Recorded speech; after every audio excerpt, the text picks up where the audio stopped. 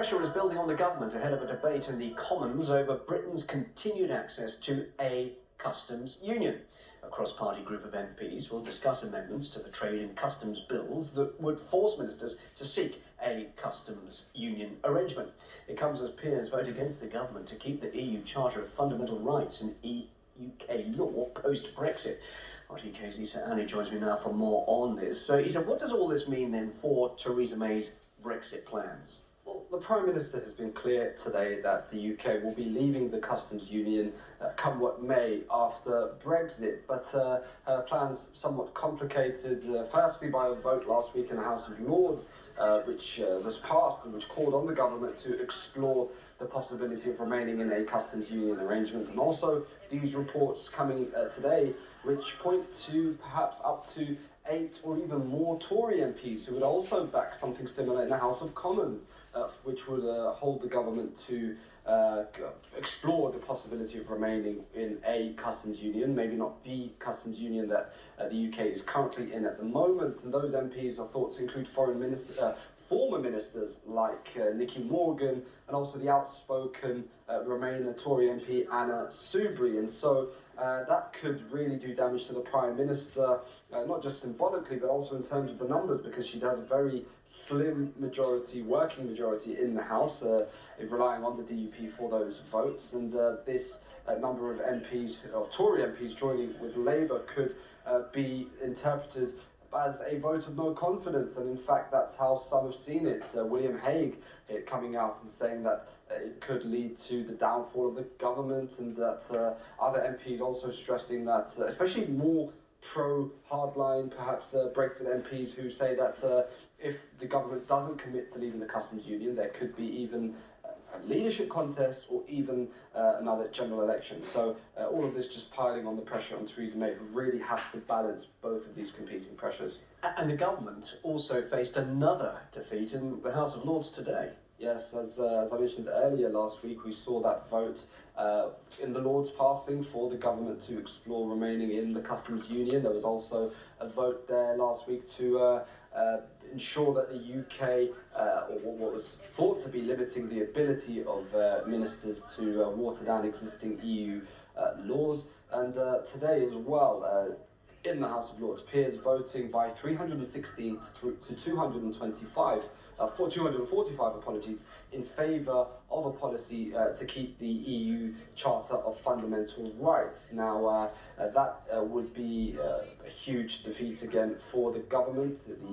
They've insisted that they will come out of all of these structures and things to do with European law, because they say we won't be subject to European law anymore, and so things like this charter aren't relevant. But again, it would just add on the pressure that the Prime Minister faces, not just from her own chamber, but that of the Lords as well. Issa, thanks very much indeed for that. RTUK's Issa Ali there. Well, to discuss this further, I'm now joined by visiting fellow at the London School of Economics, Professor John Ryan. John, here we have Theresa May all along absolutely adamant that we will be leaving the customs union. Do you think there is a sense now that she may be pushed into accepting some form of customs union membership? Yeah, I think she probably will. I mean, if it was down to the Conservative Party and the votes in the Conservative Party, then she would be able to keep her word. The problem that she has is the Parliament, which is more leaning towards staying within the customs union.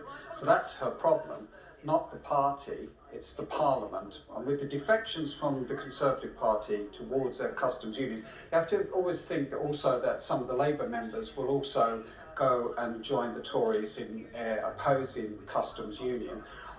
There's still the balance will be against coming out of the customs union in the Parliament. That's the problem she has. And what are the political implications then for not just her, but also, of course, you've got David Davis and Boris Johnson all pushing for an exit from the customs union. What would be the implications? The implications, I think, for her and for the cabinet would be very difficult indeed. Thursday's more a vote. Symbolic, Yeah, symbolic, indicative of what might happen in the following weeks that may cause some more significant problems. It's a sign that there are troubles down the road. Well, we already saw a sign in the House of Lords last week, didn't we, over the customs union? Of course, that's the House of Lords, and I think that that's going to be an ongoing issue in the House of Lords. It's going to be bad news coming from the House of Lords.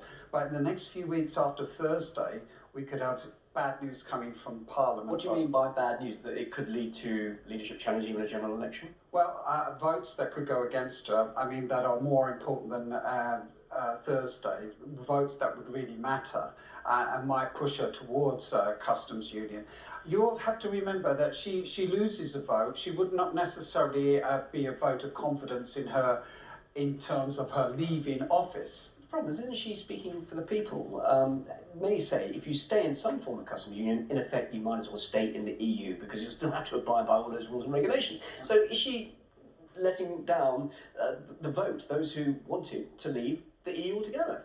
Well, she could be. I mean, just to say that she didn't win the election outright in the way that she had chosen and actually lost a majority in the last election, things could get very tricky for her if there was a new election, and that's further down the road, the ramifications of that. But for the Brexiteers, this would be seen as a bit of a betrayal if the government decided to stay in the customs union. But just finally, it's the perfect solution to the Northern Ireland border, isn't it, to have a form of customs union? And that clearly, the border issue is a massive stumbling point. Well, this is really an important issue.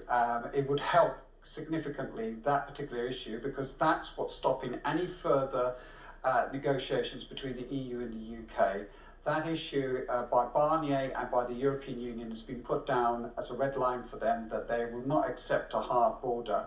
And if the British government could pursue the avenue that they're actually taking at the moment, there will be no deal. Honestly, John, where are we going with all this? And just a few weeks, a month or two ago, it was all looking as if Brexit was on the right path, and now we see some serious challenge against not just Theresa May, but also the Brexit process. Well, the government's had to give in nearly all the way along the line. They've put down red lines and have had to back off, put down red lines, back off. This may be another case, and this is going to be much more significant for quite a lot of people in the backbenches of the Conservative Party. And remember that they could put in a letter to the Chief Whip to say that they would want to challenge Theresa May, and that's where we've got the party issue, the government, and then we've got basically Parliament. But the party itself could become overly exercised about this, and there could be a challenge if they felt that there was a betrayal. John, good to talk to you. Thank you very much indeed for joining us here in the studio.